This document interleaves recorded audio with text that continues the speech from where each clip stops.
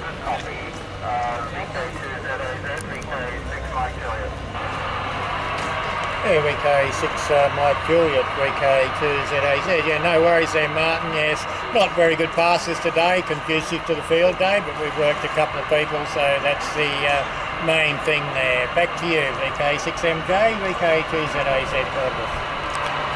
Roger, roger, roger.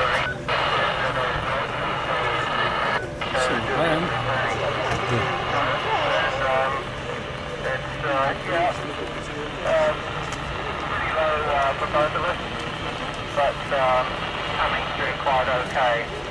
So wondering how much power you're running and what kind of an antenna system you're using portable. Yeah, VK6MJ, VK2ZAZ, running 5 watts out of one of those little Chinese handhelds attached to my belt, and I've got the 70 centimetre version attached to the boom, and I'm using the IOIO there, Martin. VK6MJ, VK2ZAZ.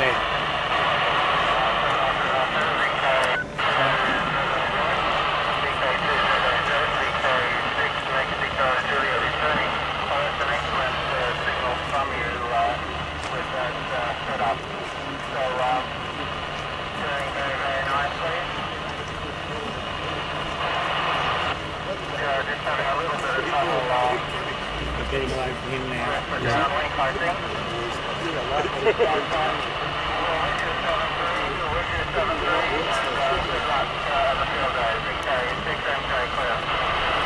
Yeah, VK6MJ, VK2ZAZ, you get into full duplex. Yeah, 73 there, Martin, and thanks very much for the contact, and you have a good day over there. This is VK2ZAZ portable at the Wyong Field Day, listening for any other stations on Oscar 50. That's Ron, 6AKI.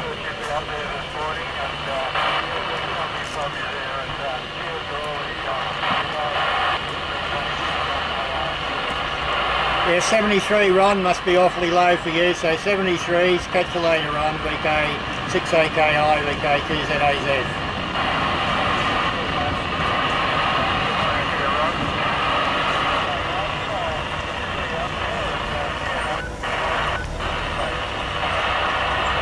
Shifted up and down as it goes through. Oh, okay. Just about, we've lost them now.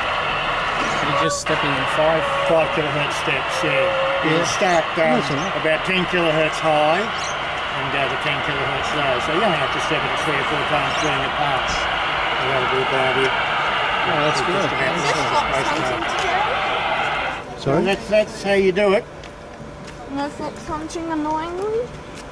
And as you can see, it's the IOIO is called that for a pretty good reason. IOIO. So you just got 270? 270, yeah. They're yeah, they're Chinese radios, yeah. They're not all that expensive. $100 each. Yeah. So, you know, for sort of $250. You just made that up out of... it's aluminium welding rod. Oh, is it? Yeah, that's a low pass filter. I don't need that in there. It just stops a bit of descents, but I don't need it. It's just I leave it in there. Okay. I don't need it in there, but and usually I operate the antennas like. You got something yeah, if you look up IOIO antenna. I think I've already given it to you. Yeah. Have you? Yeah. Oh, okay. It doesn't listen, see? People don't listen to it. I read that much stuff. How much can I... But what you can do if you've got a dual band radio, you could obviously just build a little diplexer and have it. Mel came in the other day. She worked with the same thing. His was slightly different, wasn't it? Mal uses a arrow antenna. No, he had the IO. Oh, he had the IO with him. Okay, because he normally uses an arrow. An arrow has 7 elements of 70 and 3 elements of 2 metres in the X. Mal comes into the shop a fair bit. Yeah. He's the one that got us fired up with the damn thing again. Is that better than the arrow? Oh, okay. The advantage of this is you don't have to point it as accurately as the arrow. Okay. And like the thing is S9 coming down, and you can get into it with the whip. You can actually work the satellite with the whips. It's hearing the signal, yeah. That's exactly right. What I often do is I've got one of these, it's this bit that I plug straight into this little handheld, and I've got a Magnabase with a thing, and I stick that on top of the car and it's just one radio just to get in, no worries. Yeah. And that's the big problem because you have to tell what was people... the uplink on this, 2 or 70? This is 2 and up. 2 and up. 70 down. Okay. But But you have to tell people not to transmit if they can't hear the spacecraft because they get into it. I know. It's FM, Yeah. it just wipes everybody out. Yeah. That's right. But, you know, it's okay, people do it, but they learn. Oh, well, that's good. All right. Thanks for the demo, Geoff. Yeah, it's a shame there weren't higher passes, but at least it's pretty good. You can talk to VK6 on pair of handhelds or ZL, and you can do that every day a week. You get basically 3 passes in the morning and 3 passes in the evening, and there's 2 FM satellites, so you can possibly work up to 6 passes. Well, the high orbit ones will come eventually. We've got a comedian, the high orbiters. Unfortunately, they need $10 million. Oh, Yeah, that's right. They used to be there. Yeah, but they're saying that they're still in the gathering the money. Spacecrafts exist, and that's the big plus. So all they have to do now is get a ride, get the money. Yeah, that's right. That's what I mean. Yeah. It'll happen. And it'll happen. Okay, well, thanks very much. Okay, no Thanks, worries. Jeff. Nice No, my pleasure. Yeah. My Talk to pleasure. you I hope you Thanks, enjoyed Jeff. it there, Bob. Yeah. That's what I it should have is. put mine up.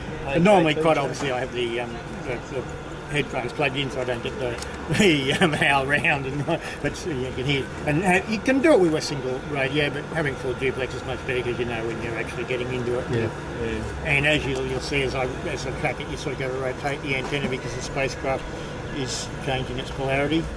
That problem I've got at the moment, I've just got Fixed antennas. Well, no, sorry, I've got they're fixed as far as elevation is concerned, Yep.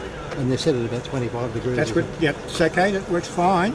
Most of the time. Yeah, but if you're serious and you're going to do that, you have one horizontal, one vertical, and at least be able to switch between them because you'll find at times that the polarity on spacecraft changes and you can't hear it. What about the setup? I've seen the 2 beams. 45 degrees? Yeah. Yes, you can do that. Mine, I've got full circular polarisation switchable, Yeah. and my beams are in 45x configuration.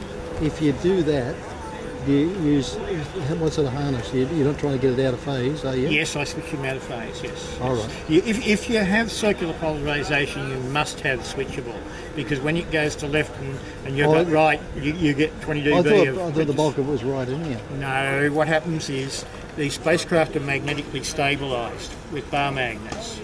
And when they go over the magnetic dip line, they actually invert when they come to the southern hemisphere. So even though the antennas would be vertically polarised, when the spacecraft inverts, you're looking at the back of the antenna, so they become left hand. And also they don't necessarily point at you. So I've got to the get some polarity, relays. you have to either be able to switch horizontal and vertical or left-right. Yeah. It's imperative if you... And you soon, when you do this, you see it. You have to do this to track the spacecraft. So it's obvious, you know. When I can just drop it right out. Yeah. All right, I've got to get a relay. Okay, thanks. Good on you, Geoff. Not a problem. It's good I'll fun. be And then, of there. course, you get the side beam birds, which are another thing altogether. They're We've just great. knocked up an egg beater at the moment, or Bob has. Yeah. So we'll have a play with that as a starter. Look, I've played with egg beaters and all that. They're not, well, they're all cracked up. Well, no, mainly, initially for the 137.5 weather satellites. This is much better. Yeah, you have to go for a beam. You know, and like, Go for a beam. you know, it's just Okay. But hey, you can do it. Let's see, you can work these things on whips. People work them on just Well, I've actually on worked... rubber duckies. Yeah, I hear them on a discount. I've actually worked them on a The discount. discount doesn't work bad. I've got a discount I use, and it's not too bad. Yeah, I've worked on AO7 on a discount, up on 2 and down on 29. Okay. Yep. Yeah, discount wasn't Yeah, bad. you can do it. You can do everything. You know, it's like 1.5 duplex radios. Getting hot here, mate. Duplex I'm going. radios. Yeah, I'm going inside up there. Yeah, thanks, Geoff. Whereas Carl will catch you later. Thanks.